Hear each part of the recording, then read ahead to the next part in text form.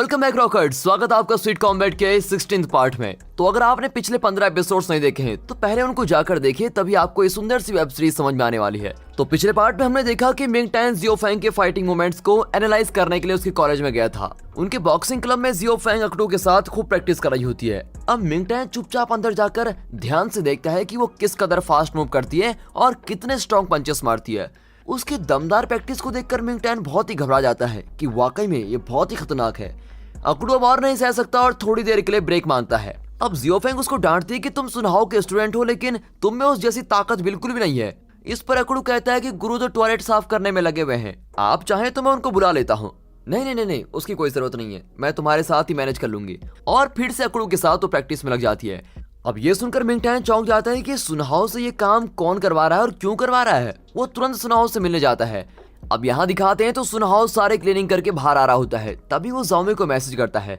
दरअसल जाओमी ने उससे 100 रीजंस मांगे थे और अब तक वो इस बात के लिए 57 रीजंस दे चुका है कि उसको जाओमी अच्छी क्यों लगती है। अब उन मैसेजेस को देखकर वो बहुत ही मुस्कुरा रहा होता है कि तभी मिंग टैन वहां पर आता है। मिंग टैन कहता है कि मैंने सोचा भी नहीं था कि आपको ऐसा पनिशमेंट दिया जाएगा।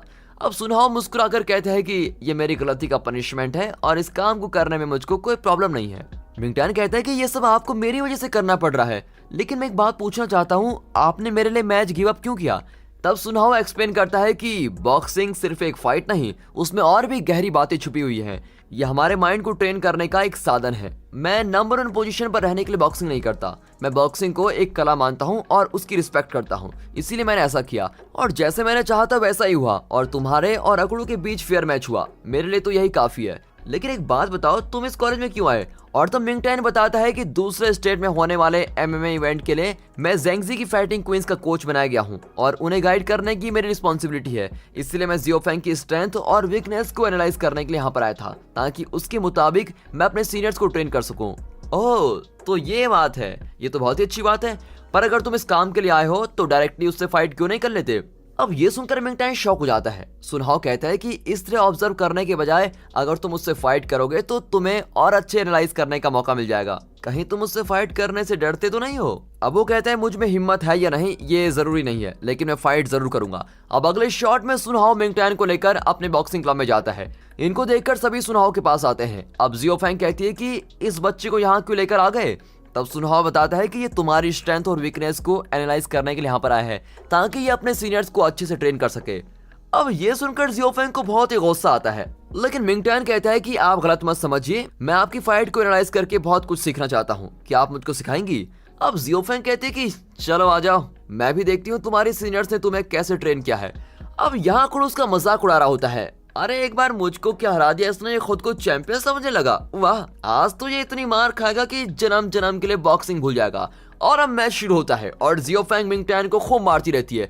As usual Ming Tan defence करता रहता है, लेकिन वो आंखें खुली रखता है और उसके मूवमेंट्स को ध्यान से देखता है कि ये कैसे मार रही है और कहां से मार रही है। अब अकडू नीचे से चिल्लाता है कि उसे मत छोड़ो जियो फैंग, खूब मारो। सुनहाओ उससे कहता है कि तुम अभी भी उसे अंडरस्टिमेट मत करो, उसे ध्यान से देखो, वो अपनी आंखें कभी बंद नहीं करता। वो जियो फैंग की मूवमेंट्स को बहुत ही केयरफुली ऑब्जर्व कर रहा है और अगर वो इसी तरह एनालाइज करता गया तो एक दिन बहुत ही बड़ा चैंपियन जरूर बनेगा। और ये सुनकर अकडू जरा सीरियस हो जाता है कि ओके। अब अगले सीन में मिंग टैन फाइटिंग खत्म करके अपने कॉलेज में आ जाता है। उसको बहुत चोट लगी होती है। अब ये दोनों पूछती है कि तुम्हें ये सब करने की क्या जरूरत थी, क्या तुम्हें बहुत ज्यादा दर्द हो रहा है। मिंग टैन कहता है कि चोट लगी है तभी तो कुछ सीख पाया हूँ। वो जाओमी को बताता है कि जियो फैंग का स्ट्रेंथ ये है कि उसके मूवमेंट्स आपसे ज्यादा फास्ट हैं। फिर वो मिया को बताता है कि वो फिजिकली आपसे बहुत ही स्ट्रॉन्ग है, अगर आपका उनसे मुकाबला हुआ तो आपको ये सब ध्यान में रखना होगा। फिर वो जियो फैंग की वीकनेस बताता है। वो जाओमी को बताता है कि जियो फैंग आपसे फिजिकली थोड़ी वीक है। फिर मिया को टिप देता है कि आप जियो फैंग से बहुत ही फास्ट हैं, तो यही फर्क है आप में और जियो फैंग में। इन बातों को आप ध्यान में जरूर रखिए, आप अपनी स्ट्रेंथ को उनकी वीकनेस के अगेंस्ट यूज कीजिए। ये सुनकर दोनों दंग रह जाती हैं कि भाई वाह, तुम में तो एक अच्छे कोच के सारे लक्षण आ गए हैं, तुम सिर्फ मेरे कोच हो। ये कहकर मिया उसका हाथ पकड़ लेती है। नहीं, ये मेरा कोच है। और ये कहकर जाओमी दूसरा हाथ पकड़ लेती है और हमेशा की तरह दोनों ऐसे ही लड़ते रहते हैं। अब अगले सीन में अकडू और शेबी गेम खेल रहे होते हैं। लगता है ये दोनों एक दूसरे को पहले से जानते हैं। अकडू ठीक से नहीं खेल पाता, लगता है तुम्हारी किस्मत साथ नहीं दे रही है। हाँ यार, कुछ दिनों से मेरा बैड लक चल रहा है, मैं हर चीज में फेल हो रहा हूँ, तभी तो मैं एक डरपोक से हार गया। लेकिन वो बहुत ही लकी है, तभी तो उसके कॉलेज की टॉप 3 सीनियर्स उसको ट्रेन कर रही है। अब शेबी पूछता है कि क्या फैंग यून टॉप 3 फाइटर्स में से एक है। हाँ, और वो भी मिंगटैन को ट्रेन कर रही है। ऊपर से दोनों बहुत क्लोज भी हैं। एक दिन मैं मिंगटैन को मारने उसके घर चला गया, लेकिन फेंग्यू वहाँ थी और मुझे तो लगता है दोनों एक दूसरे को प्यार भी करते हैं। तो शैवी कहता है, क्या बात कर रहे हो, प्यार? क्या तुम्हारे पास उसकी फोटो है? मैं देखना चाहता हूँ कि मिंगटैन कैसे दिखता है। अब अकड़ू उसको मिंगटैन की फोटो दिखाता है और उसको देखकर शैवी शॉक होकर पूछता है कि क्या यही मिंगटैन है? और तभी उसको याद आता है कि उस दिन रेस्टोरेंट में इसी ने उस पर वाइन गिराई थी। अच्छा, तो ये चक्कर चल रहा है, इससे तो मैं देख लूंगा। तुम इसके बारे में और क्या जानते हो? अकड़ू कहता है कि इसे मैं बचपन से जानता हूँ और इसको मैंने बचपन में बहुत पीटा है। अब अगले सीन में मिंगटैन कार वॉश कर रहा होता है। तभी शैवी आकर कहता है कि मैंने तुम्हारे बारे में सब कुछ पता लगा लिया है। उस दिन तुमने ही मुझ पर वाइन गिराई थी ना, है? इस पर मिंगटैन कहता है कि मैंने कब इनकार किया, अब जरा दूर हटिए, मुझे अपना काम करना है। ये कहकर वो काम करने लगता है। और फिर शैवी कहता है कि और मैंने ये भी सुना कि तुम जरा गरीब हो, इसीलिए इस तरह मेहनत करने की एक्टिंग करके फेंग्यू को फुसला रहे हो।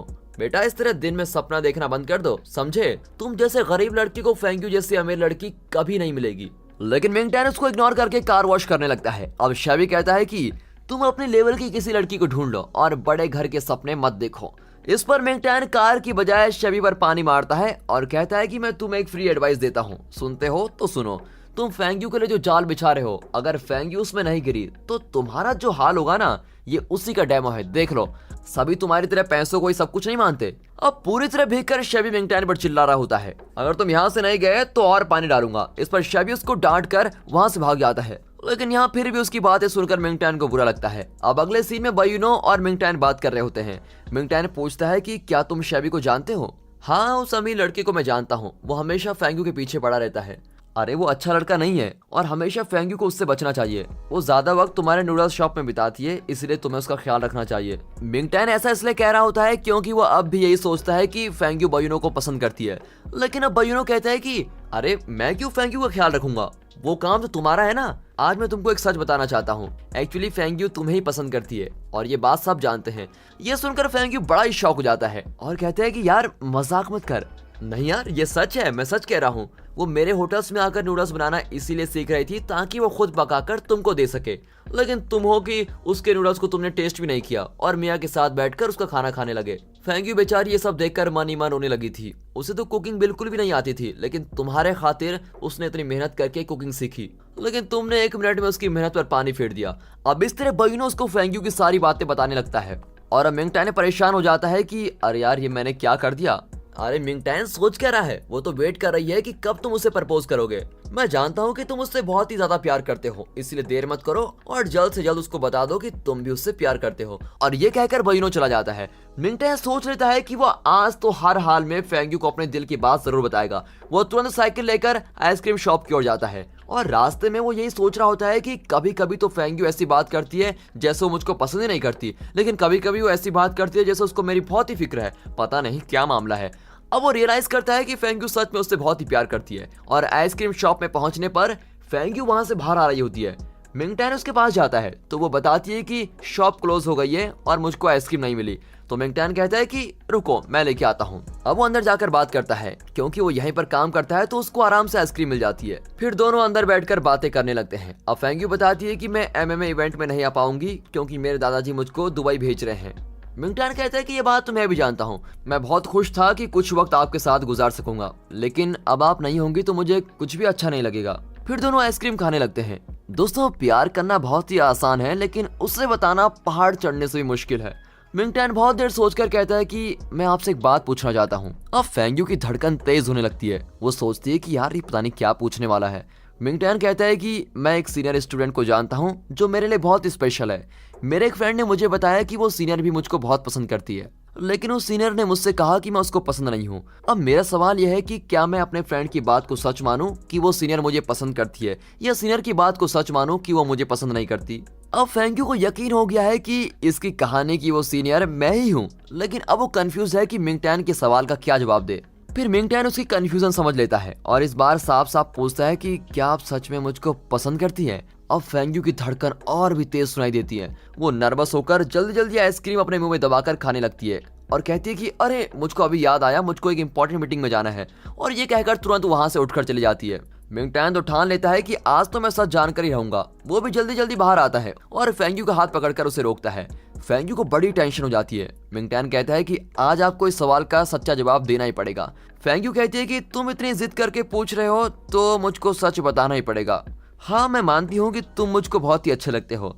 अब मिंगटैन स्टैचू की तरह खड़ा रहता है। उसका एक्सप्रेशन देखकर फेंग्यू कहने ही वाली होती है कि तुम फिक्र मत करो, मैं तुम्हें बहुत ही चाहती हूँ, लेकिन ये जरूरी नहीं कि तुम भी मुझको पसंद करो। लेकिन मिंगटैन उसको ये बात पूरी कहने नहीं देता और झट से फेंग्यू को अपने सीने से लगा लेता है। फिर वो कहता है कि आप प्लीज वो बात मत बोलिए, आपकी तरह मैं भी आपको बहुत ही चाहता हूँ। तो फिर तुमने मुझको पहले क्यों नहीं बताया, इडियट कहीं के? अरे मैं तो यही सोच रहा था कि मैं आपके काबिल नहीं हूँ, और ये सच भी है कि मार्शल आर्ट्स में मैं कभी आपकी बराबरी नहीं कर सकता। दरअसल मिंगटैन ने उस दिन फेंग्यू को जाओमी से ये कहते हुए सुना था कि मिंगटैन फाइट में कभी मेरी बराबरी नहीं कर सकता, इसीलिए वो मुझको कभी पसंद नहीं आएगा। लेकिन ये तो फेंग्यू ने जाओमी का मुंह बंद करने के लिए कहा था, पर ये बेचारा उसको सच मानकर फेंग्यू को गलत समझता रहा। अब फेंग्यू कहती है कि तुम्हारे पास तो पूरी उम्र पड़ी है, तुम अपनी ट्रेनिंग और प्रैक्टिस कभी मत छोड़ना, फिर देखो तुम मुझसे भी अच्छे एमएमए चैंपियन बन सकते हो। अब मिंगटैन कहता है कि मैं सिर्फ अपने भाई बहन की देखभाल कर पाता हूँ, मेरे पास इतने पैसे भी नहीं है कि आपको कभी एक मूवी भी दिखा सकूं।